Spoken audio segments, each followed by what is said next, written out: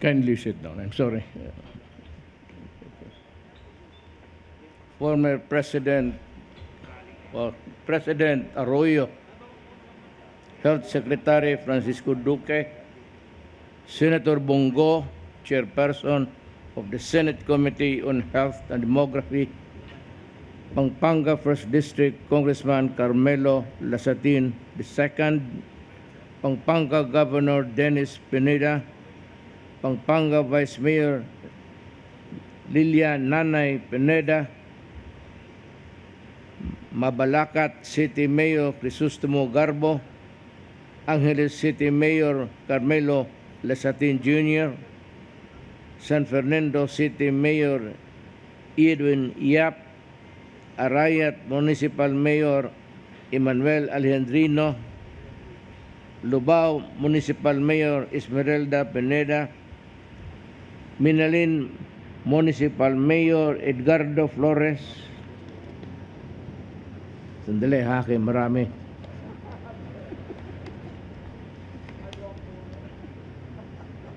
San Simon Municipal Mayor Abundio Ponsalan, Santa Rita Municipal Mayor Ferdinand Salalila, Philippine Amusement and Gaming Corporation Chairman and Chief Executive Officer Andrea Domingo, Pampanga Punong Barangays and officials in attendance, Clark Development Corporation President and CEO Manuel Gaerlan, fellow workers in government, other distinguished guests, ladies and gentlemen.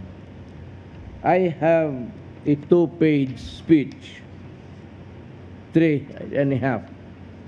I can finish this in about 4 minutes. So, para makauwi na kayo. Alam ko kanina pa kayo naghintay. Took as long. So, man, you know, just like napunta ako ng Cebu, yung the longest bridge ngayon sa country, the Cordova-Cebu City link. I think that is the 4th bridge that would span yung sa river nila. Ang napaiyak ako ng konti lang, para pula-pula lang yung mata. Really, because about 6 years ago, napunta ako ng Cordova and broke the ground for the project. Last week, or about 7 days ago, I went back there to inaugurate. So ako yung nag-break ng ground and I was there to inaugurate. Maganda kasi ang tulay. Sabi ko na ito yung mga pinaghirapan ng mga Cebuano, especially the workers, yung mga tao na trabaho doon, who made the bridge possible and a very beautiful one. So sabi ko dito, we will wish the workers, yung talagang nagtatrabaho para sa hospital na ito. I hope and I pray that this will become a reality in the coming days. Baka feel ninyo na, I don't know if I'm alive at that, buhay pa ako, pero baka kuhan lang ninyo na imbitahin kami uli si President Arroyo, pati si retired worker of government Rodrigo Duterte. If you would notice, in many of my speeches actually, I avoided it has become a cliche, or ano na ito, servants of the people. So ibahin naman natin, sabi ko, kasi yung lahat ng dating servants, naging amo natin. Sila yung, I don't know, but yung sana mga trabaho talagang matuloy. So, ako naman, I do not want to use the word public servants. Sabi ko, workers of government tayong lahat. I am paid to do my job, and I am a worker of the national government, and I will retire in a few days. At para sa akin, and also kay President Arroyo, nagtrabaho talaga kami para sa bayan. And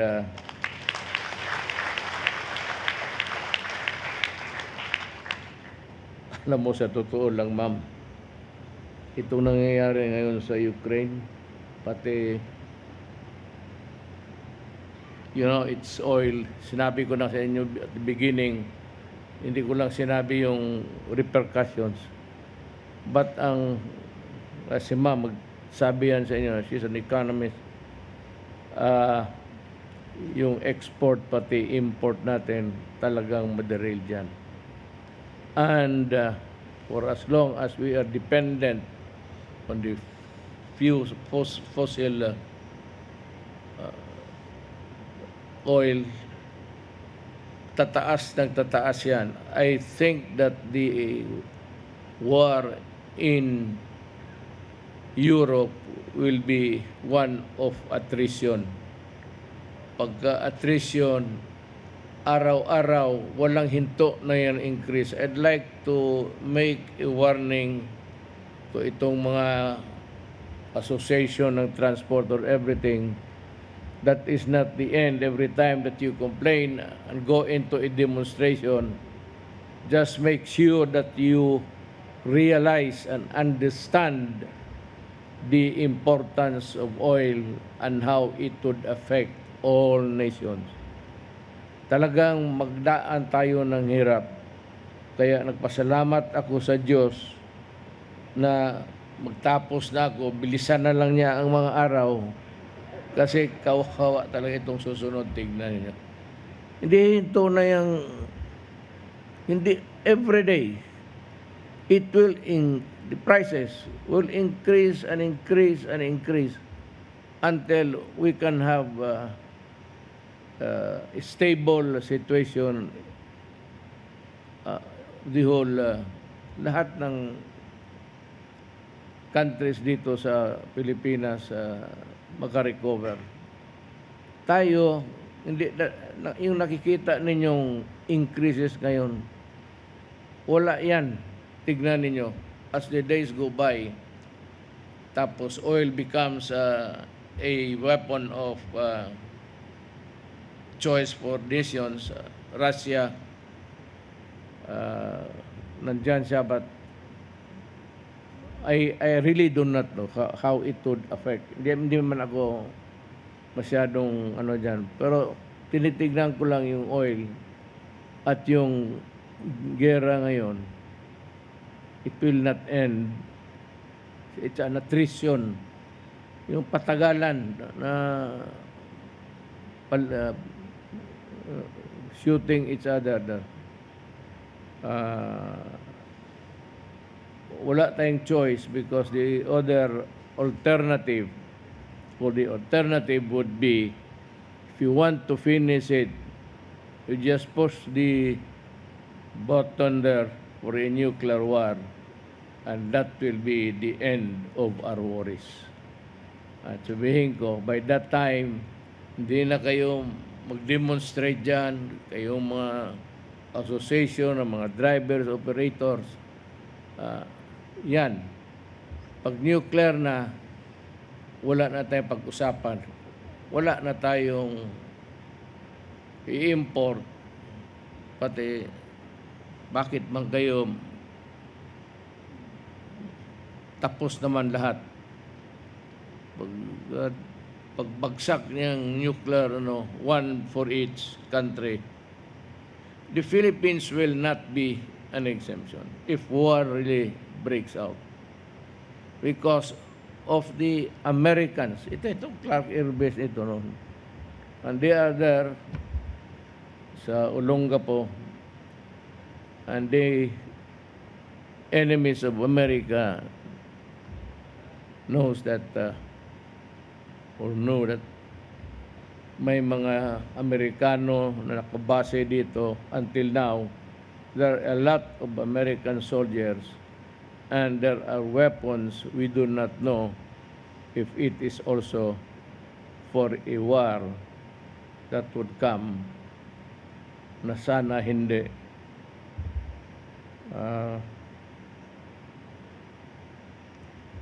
Ewan ko.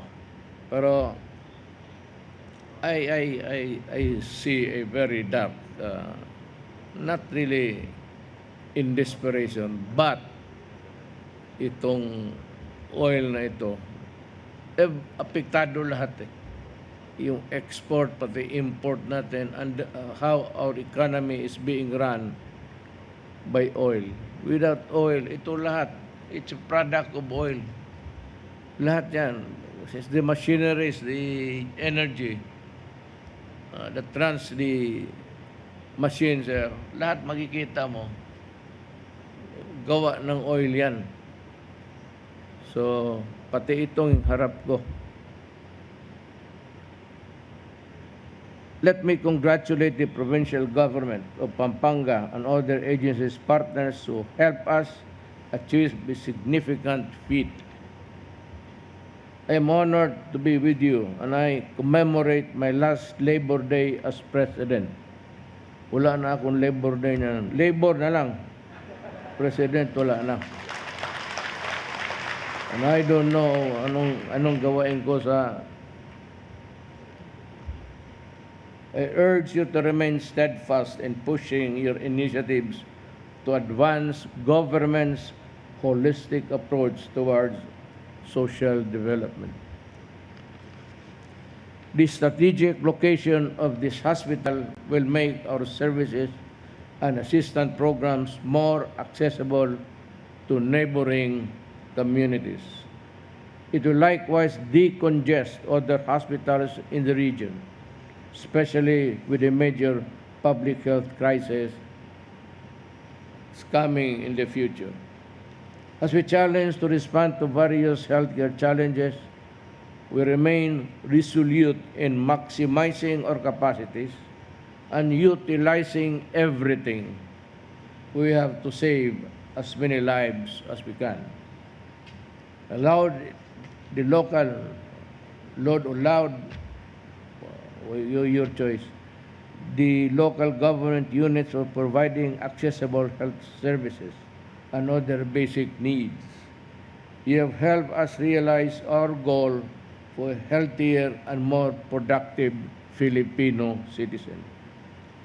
Responsible and responsive leaders should know that areas where they can build and establish advantageous institutions even for the successful generation.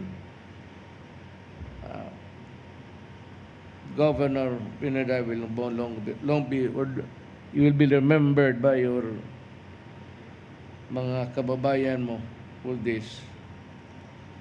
And of course, understand that it will be funded purely from government sources, and this will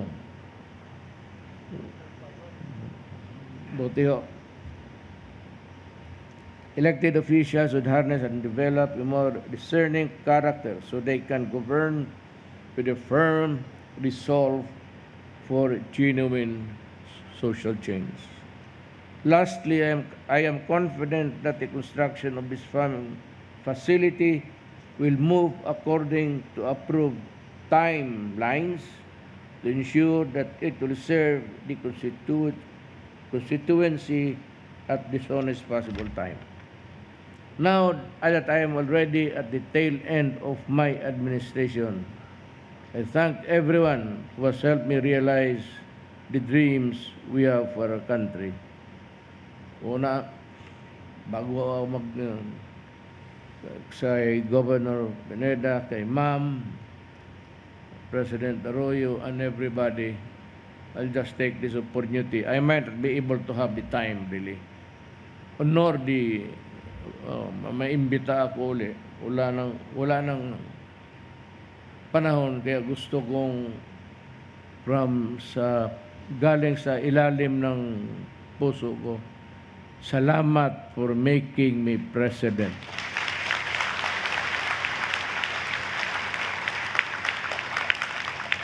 Ma'am, maraming salamat talaga. Always do your best and remember to serve selflessly in whatever capacity you have. Maraming salamat sa inyong lahat.